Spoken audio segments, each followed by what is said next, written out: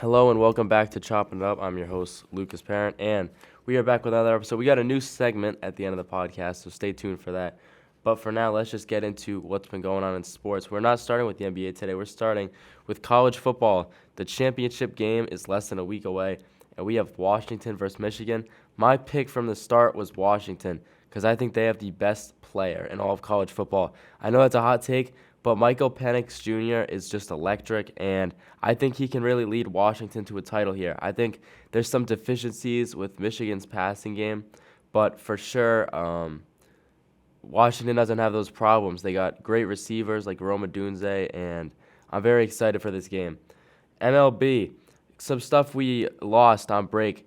Chris Sale was traded to Atlanta. The Red Sox received Vaughn Grissom in return. Now, many people might not know who that is. I have actually heard the name before, so I'm hoping this guy is kind of good. I'm really angry at the Red Sox right now because I feel like they're committing to mediocrity. I'm not quite sure what their plan is because I don't think there is a plan.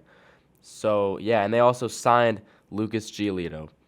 NBA, big night in the association last night. Pacers handle the Bucks again, 142 to 130. The Bucks showing they cannot stop guards. Nets lose to the Rockets. I think the Nets are a blow it up candidate. They have a lot of tradable assets. I think these two teams should actually make a trade, and I think that Mikal Bridges should be on his way to Houston because I think that is a player they could really use. And yeah, all right. So the Raptors beat the Grizzlies too last night. Quickly at an efficient 26-point night. I'm kind of liking the new look Raptors. I'm not sure if they're gonna be like a playoff contender, but I really like them. Grizzlies, it's over. Just give it up. Uh, Pelicans handle the Timberwolves despite Anthony Edwards' 35 points. This was a great game. I watched this one, and yeah, Zion did his thing too.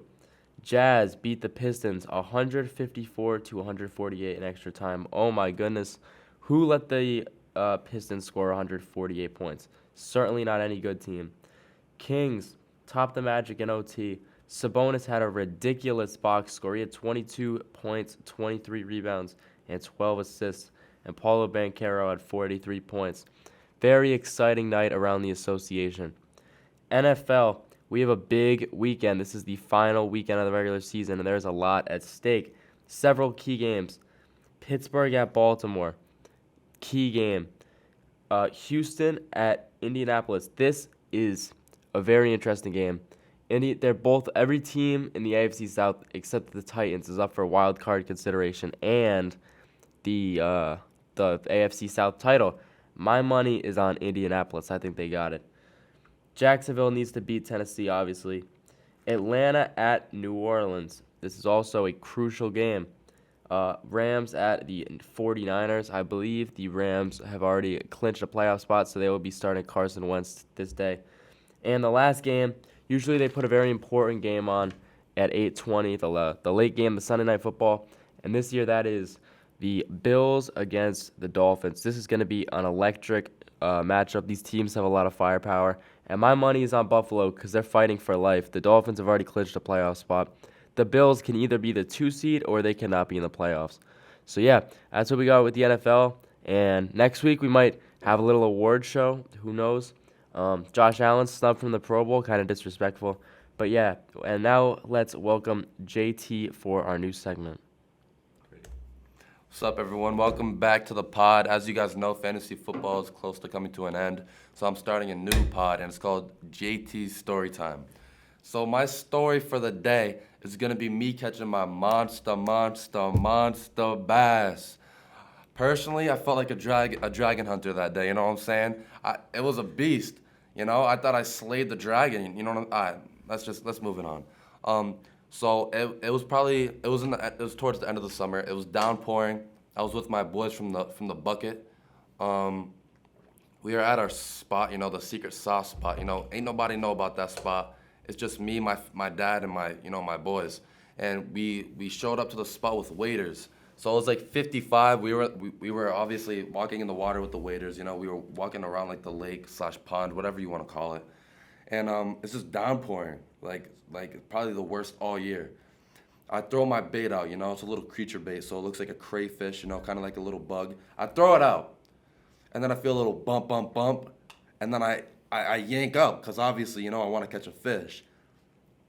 Something about this spot is you can probably catch 10 bass a day, but the bass are never over 1.5 pounds. So I was like, all right, I'm gonna pull up. While I'm railing it in, I don't feel any action. It just feels like weight at the end of my pole. So I'm like, all right. So clearly I lost the fish. I'm just snagged on some random weeds now. So I'm railing it in, and then out of nowhere, bro, I thought my wrist almost broke. Bro, my line started zooming. I was like, oh nah. So I started fighting this. I was like, yo, boys, get over here. I need help. I need help.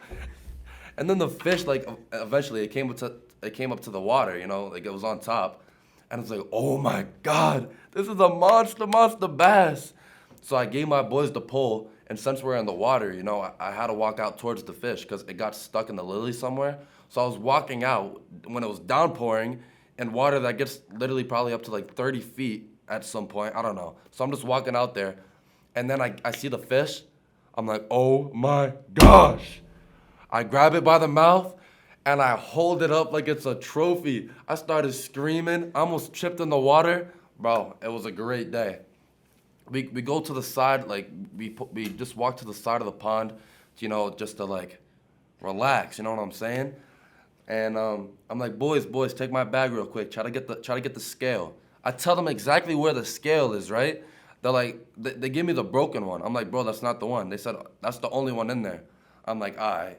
And then I go home, like, when we're done. And then I look through my bag. The scale was in the spot I told them where it was the whole time. So I catch my biggest bass of all time, and I didn't even get to weigh it. Personally, I do think it was over a 9-pounder. And that is a big fish, especially for Rhode Island, especially Pawtucket, in freshwater in general. And, it's just, I don't know, bro. It's just a really tough day. And that's all I got. So, Thanks for pulling that one out of your consciousness, JT. Thank you guys for listening today, and we will be back next week with more episodes of Chopping It Up.